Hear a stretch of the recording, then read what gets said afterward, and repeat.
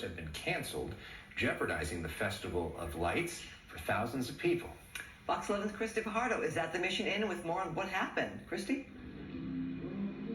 Christine and Alex, there are still some tours. In fact, we went on one, but according to the foundation that runs them, they've had to cancel 2,500 reservations. And take a look. It is happening right in the middle of the Festival of Lights. And behind this beautiful exterior, there's a pretty ugly dispute over a lease and an eviction. On the tour, you're going to see a replica of the clock. For 30 years, the Mission Inn Foundation has been showing tourists the statue, to celebrate the cannons from the Philippines, and the eclectic decor that has made the Riverside Hotel famous.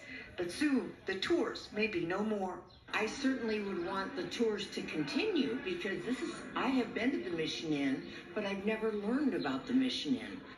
But some tours have already stopped after the Mission Inn Foundation, which runs the museum, gift shop, and tours, received a cease and desist letter from the hotel's owners, ordering them to hold no more than 3 tours a day per an original lease from decades ago, which is also the source of a legal battle over eviction proceedings against the nonprofit. We've had to cancel over 2,500.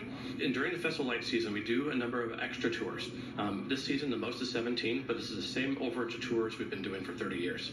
But in a statement, the lawyer for the Mission Inn Corporation, which owns the property, accused the foundation of planning to hold as many as 100 tours a week, citing an unnamed docent as warning to prepare for busloads of people, adding, quote, "According to this docent, the purpose of increasing these tours was twofold. 1, to create disruption in the hotel operations, and 2, to raise money for their attorney fees to continue their lawsuit against the Mission Inn Hotel and Spa."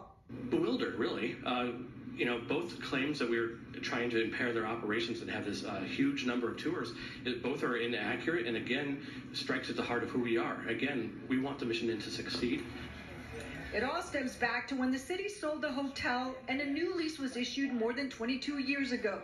The city says it no longer has the authority to extend the lease, and the inn isn't extending it either.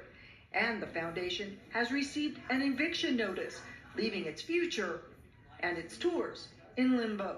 The Mission Inn Foundation's position is that we have the right to renew the lease, and theirs is that we do not.